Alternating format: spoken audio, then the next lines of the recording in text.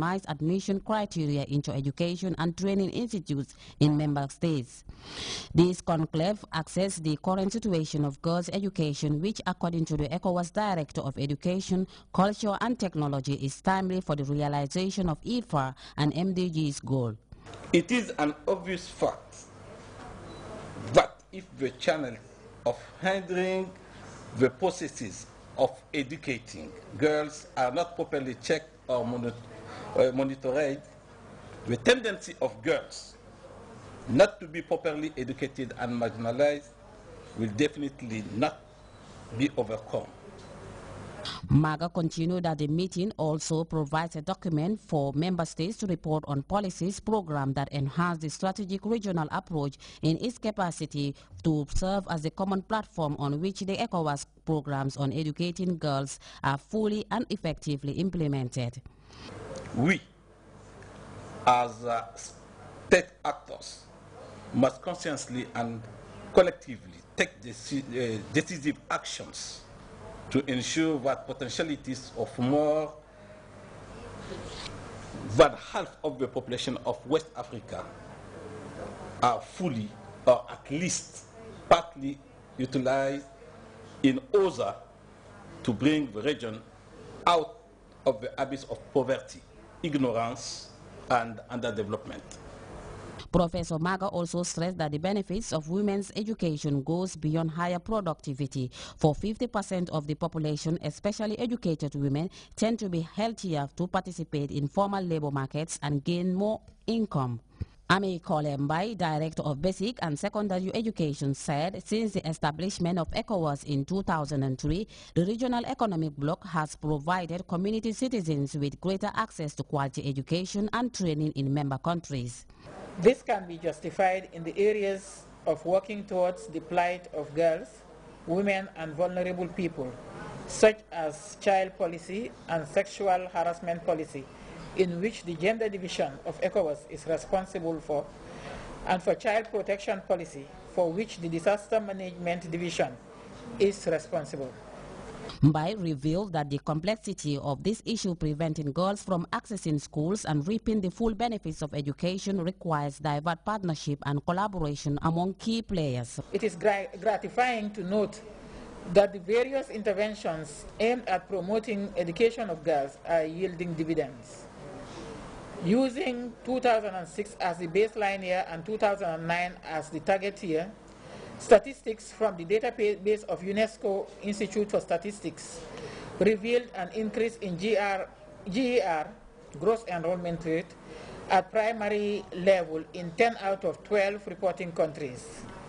This high-level meeting identified problems affecting girls' education and exchanged best practices with a view to achieving gender parity in the year 2015. For GRTS News, I am Fatoumata Simaha. Well, the sittings continued at the National Assembly, with deputies adopting the ACP European Union Joint Parliamentary Assembly report.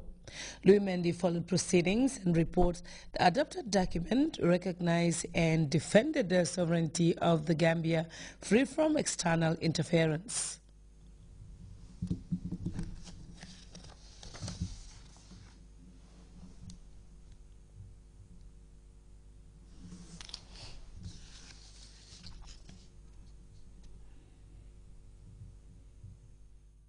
The External Action Service as the external wing of the EU to acknowledge the motion denouncing the EU Article 8 political dialogue, expeditiously addressing the legitimate concerns of the Gambia.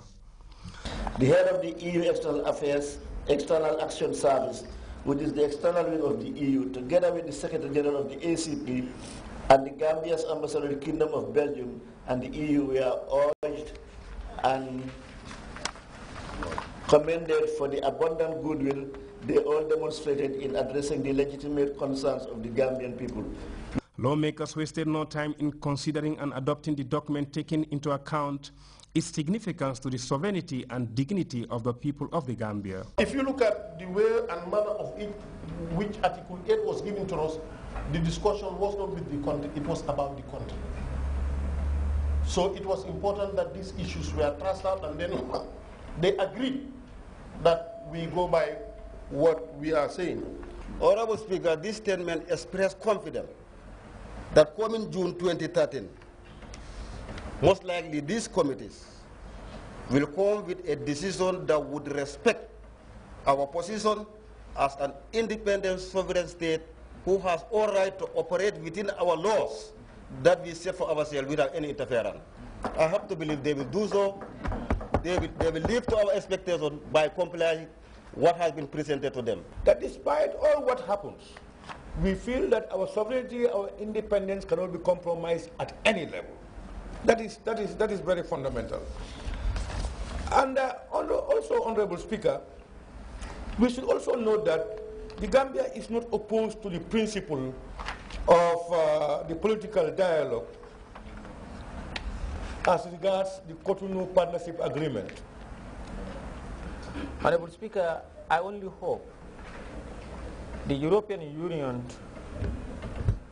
will, this time around, listen to the legitimate rights, wills and aspirations of the people of the Gambia as individuals and collectively as a nation.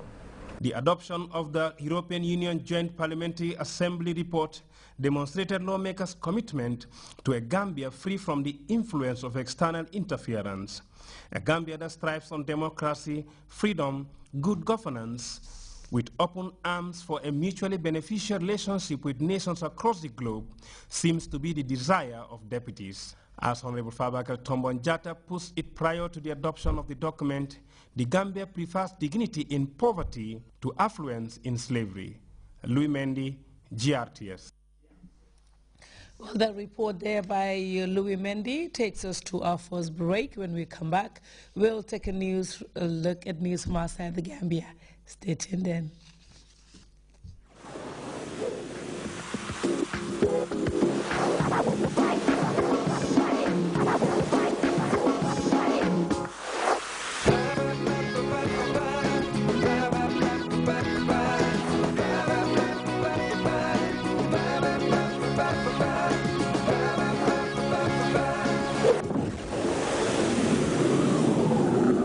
Lucozade Energy, energizing Gambia.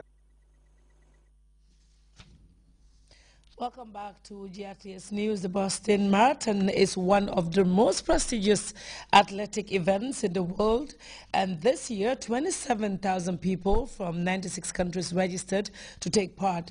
Most finished, but many did not, as a bomb ripped through the race. Now the bombings have changed the race's legacy forever. CNN recaps how the events unfolded.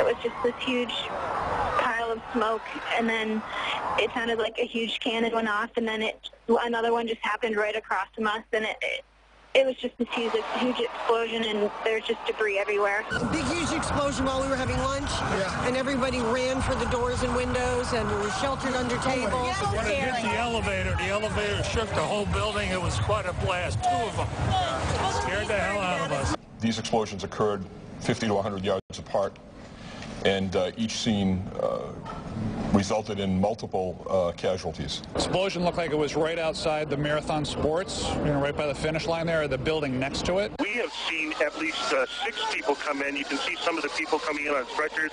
They've got that shiny foil wrapped around them. Some of them, I suspect, are runners. Some of them may have just been bystanders. We don't really know, because this all happened close to the medical tent, and as you know, they have those foil wraps. Many people injured, and those injuries are severe. There was a lot of blood left at the scene. We helped low casualties. We're picking them up, putting pressure on wounds. A lot of people were hurt. We just threw them, ran as fast as we could down here to get blood. They were banged up bad.